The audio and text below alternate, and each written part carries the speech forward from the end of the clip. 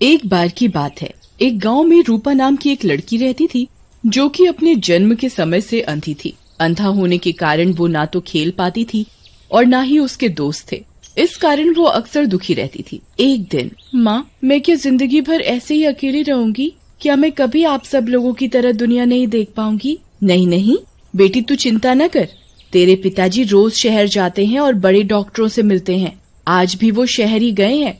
बस एक बार कोई अपनी आंखें देने वाला मिल जाए तो तू भी ये दुनिया देख सकेगी।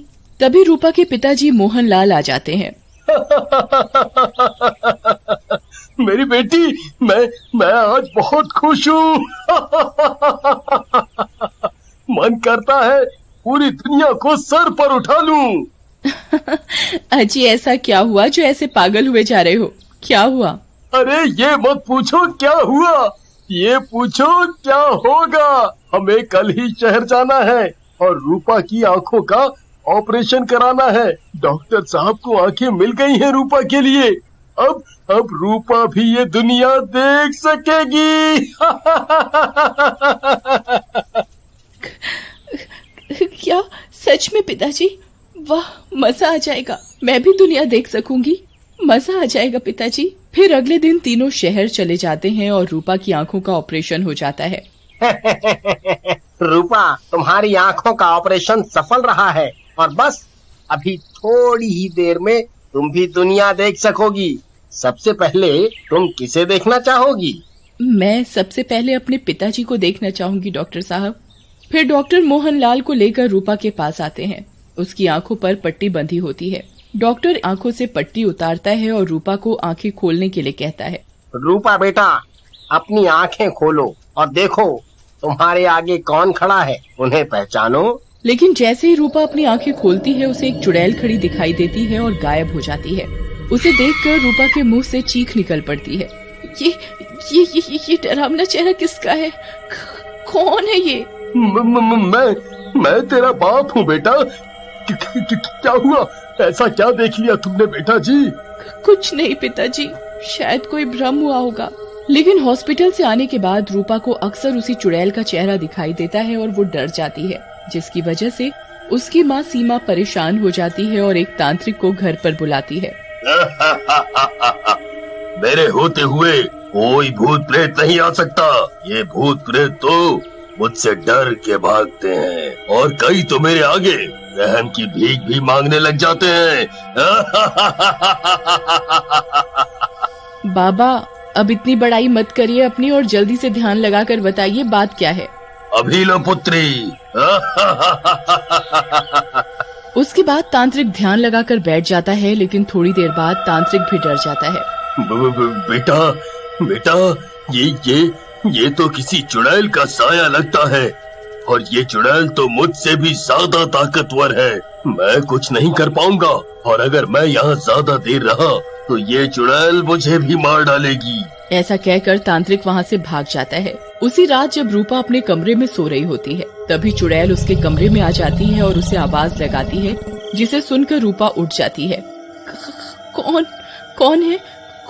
कौन है? तुम हॉस्पिटल में थी।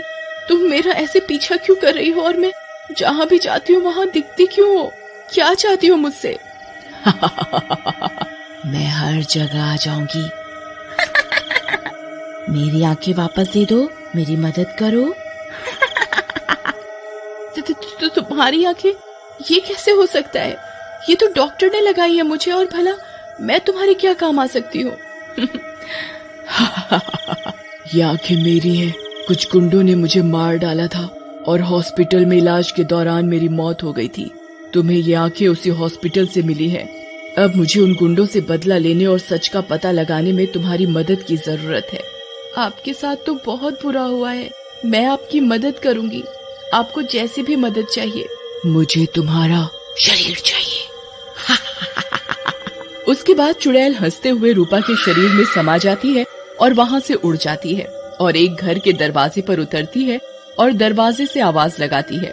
भीमा, ओ भीमा, दरवाजा खोलो, जल्दी से दरवाजा खोलो। लड़की की आवाज सुनकर भीमा बाहर आता है और रूपा को सामने देखकर खुश हो जाता है। क्या लड़की है भीमा, वो भी अकेले। वो भी तेरे घर पर, आज तो मजा आ जाएगा। अब ऐसे घूरते ही रहोगे या अंदर भी ले चलोगे? वो मैं आप अंदर चलिए। लेकिन जैसे ही चुड़ैल अंदर जाती है वो रूपा के शरीर से बाहर आ जाती है, जिसे देखकर भीमा डर जाता है। नंदिनी, तुम कैसे, तुम जिंदा कैसे हो गई? पहचान लिया तुमने? सही बोला तुमने, मैं नंदिनी ही हूँ। चल अब जल्दी से बता, तूने और तेरे उस हकले दोस्त रंगा ने मुझे क्यों मारा? मैं तो तुझे जानती भी नहीं थी।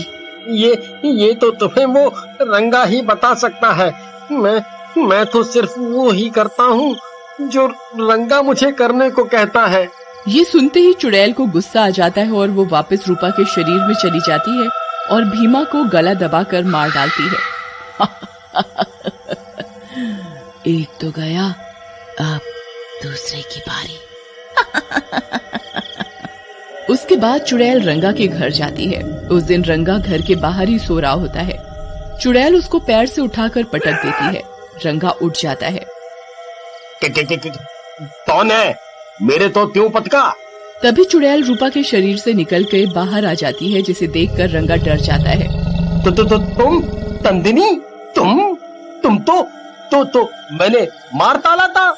मुझे माफ कर दो। अरे तोतले, बोलना बंद कर और बता किसके कहने पर तूने मुझे मारा था। शायद मैं तुझे माफ कर दूं।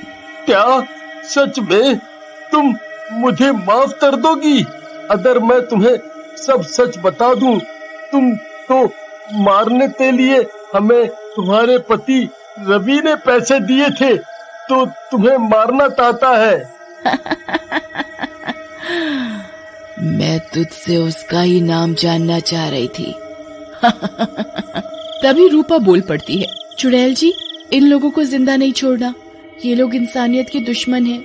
फिर चुड़ैल रूपा के शरीर में प्रवेश करती है और रंगा को उठा लेती है और हवा में लेकर उड़ जाती है और ऊंचाई पर जाकर उसे छोड़ देती है। रंगा नीचे गिरकर मर जाता है। चुड़ैल रूपा के शरीर से बाहर आ जाती है और रोने लग जाती है। इस रवि को मैंने इतना प्यार किया था और अपना सब कुछ उसको दे दिया था, लेकिन फिर भी इसने मेरे साथ ऐसा किया। चुड़ैल जी, इस नास मीटर रवि ने आपके साथ ठीक नहीं किया। आपको पता लगाना चाहिए कि उसने आपकी जान क्यों ली और उससे बदला भी लेना चाहिए। उसके बाद चुड़ैल अपने पति रवि के घर जाती है। रवि अपने घर पर बैठा होता है। उसके साथ एक दूसरी लड़की भी होती है। देखा जानू, अपने प्यार के लिए मैंने अपनी बीवी को मरवा दिया।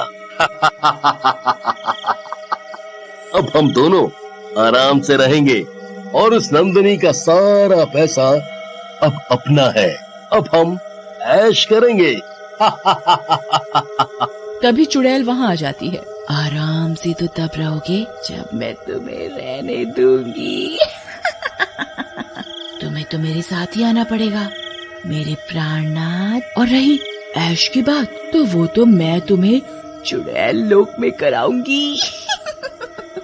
नंदिनी, मुझे माफ कर दो। मैं इस लड़की के बहकावे में आ गया था। तुम तो मेरी बीवी हो, मेरी जान।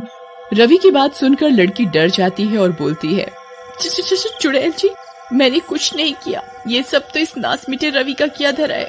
मुझे जाने दो, तुम्हें जो भी करना है करो इस रवि के साथ। मैं तुम्हारी बीवी हूँ नहीं थी, अब तो मैं एक चुड़ैल हूँ। जिस लड़की के लिए तूने मुझे मारा, वो भी तुझे छोड़ रही है। ऐसा कहकर चुड़ैल रवि की गर्दन पकड़कर उखाड़ देती है और उसके बाद उस लड़की की तरफ बढ़ती है। अपनी तरफ चुड़ैल को आता देख लड़की बहुत डर जाती है। मुझे माफ कर दो, मैं ऐसी गलती कभी नहीं करूंगी। सारी समस्याओं की जड़ तो तू ही है लड़की। तुझे सब कुछ पता होते हुए भी इन दुष्टों का साथ दिया, तुझे भी इसकी सजा मिलेगी। और डर मत, मैं तेरी जान नहीं लूंगी। एक पत्नी सच्चे मन से अपने पति पर अंधा विश्वास करती है। किसी भी पति को ऐसा नहीं करना चाहिए। ऐसा कहकर चुड़ैल लड़की का चेहरा नोच देती है। चेहरा नोचते ही लड़की गिर जाती है और उसका चेहरा खराब हो जाता है। रूपा, तुमने मेरी बहुत मदद की है। ये आंखें तुम ही रखो और इससे सारी दुनिया देखो जो मैं नहीं देख पाई। इसके बाद चुड़ैल वहाँ से गायब हो जाती है।